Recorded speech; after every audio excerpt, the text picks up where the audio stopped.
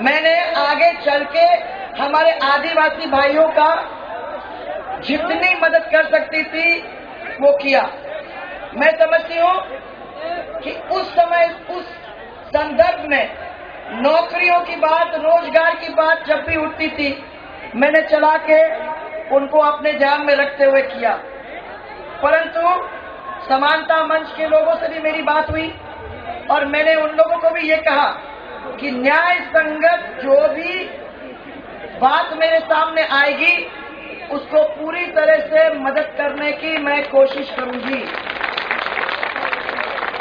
मैं मानती हूं कि इस क्षेत्र के आदिवासियों की हितों की रक्षा तो करूंगी ही करूंगी, परंतु सामान्य वर्ग जो भी है, ओबीसी के लोग भी हैं, उनको भी पूरी तरह से स्थानीय स्तर पर उनके जीवन स्तर को ऊंचा उठाने का काम मैं जरूर करूंगी।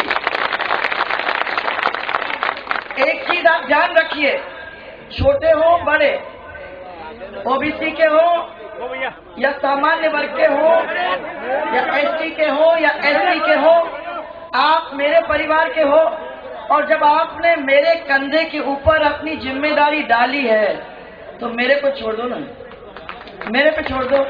आखिर में आप लोगों को कभी नीचे देखने की जरूरत नहीं पड़ेगी। मुझे याद है कि ये पिछले 3-4 साल के अंदर, अब आज आपके साथ इस प्रेम की गंगा में हम सब नहा रहे हैं। देखो, आप भी हम भी सब झूम रहे हैं, मिल रहे हैं। सागवाड़ा शहर की आप लोगों ने क्या सजावट की है। कभी कभी मेरे को ये लग रहा था कि काश थोड़ा जल्दी हो सकती थी। तो ये सब लाइट, सब दरवाजे, जैसे चुनाव के अंदर आप लोगों के साथ मजा लिया था, वैसे आज भी मजा लेने का मौका मिलता।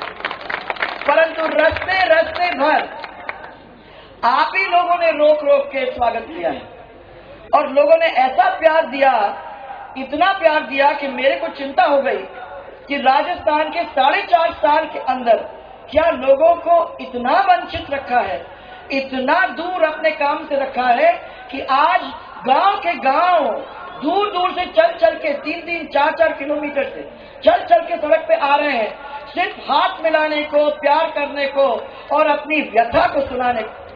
क्या किया है इस सरकार ने 4.5 साल में, मेरे को वाकई में देख के बहुत दुख होता है। आज टेलीविजन देख रही थी तो गंगानगर से भाषण आ रहे थे।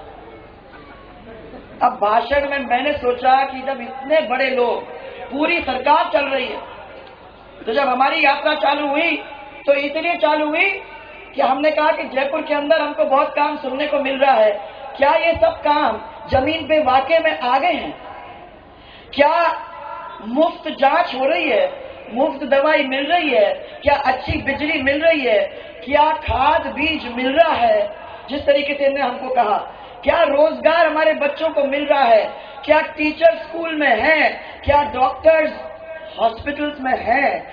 वहां तो जो भी उनसे पूछो, जो उनकी बात हो रही है, किसी चीज की आपको कमी ही नहीं है।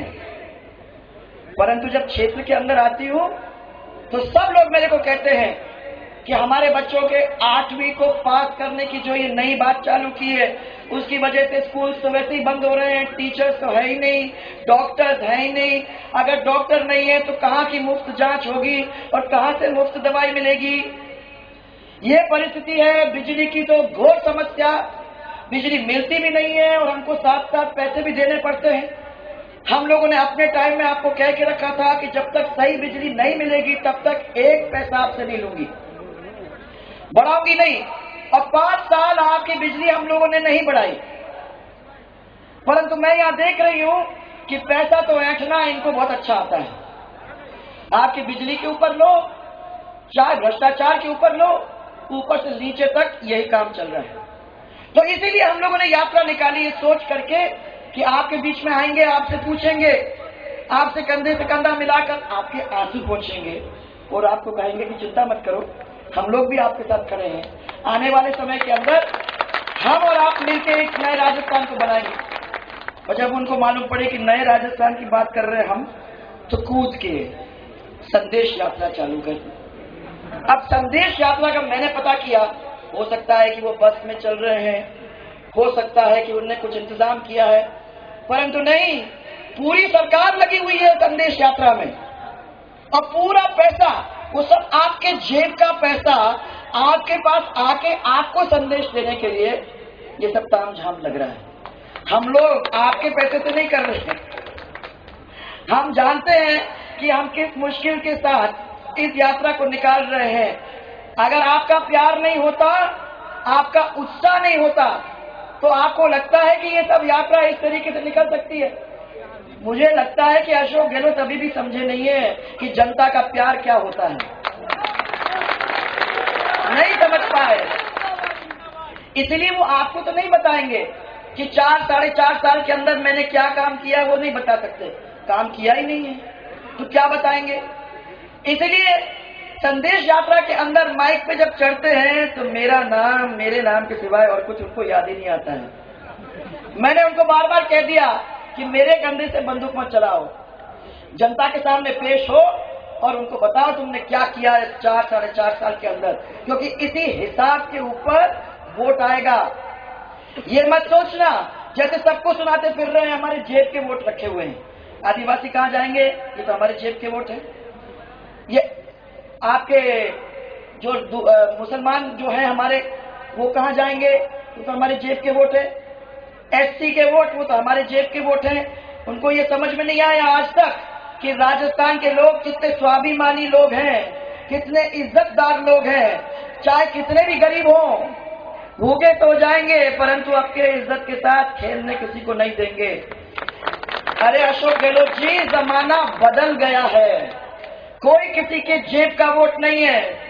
हर एक व्यक्ति जो यहाँ बैठा है वो सोचता है कि आने वाले समय के अंदर हमारे बच्चों को क्या मिलेगा, हमारे खेत में क्या मदद मिलेगी, हम अपने पैर पे कैसे खड़े होंगे, हमारी महिला की इज्जत कैसे सुरक्षित रहेगी, और इन चीजों के ऊपर ही वोट मिलता है। इसलिए जब मनमोहन सिंह जी से कहा गया कि पैसों का इंतजाम कर दीजिए, स्टेट्स के अंदर, राज्यों के अंदर पैसा नहीं आएगा तो कैसे काम चलेगा, तो मनमोहन सिंह जी बोलते हैं पेड़ के ऊपर पैसे नहीं उगते। तो हम भी कहना चाहते हैं यहाँ से कि मनमोहन सिंह जी कान खोल के सुन लीजिए, अशोक गहलोत जी आप भी कान खोल के सुन लीजिए कि अगर पैसा पेड़ पे नहीं उगता तो हमारे वोट भी पेड़ पे नहीं रखे हुए हैं। जरा आओ तो सही मैदान में, 6 महीने के बाद जब मैदान में आओगे तो ये सब झूठ जो आपने हम लोगों को बोला है और रोज सुबह उठ के बोलते हो, ये सब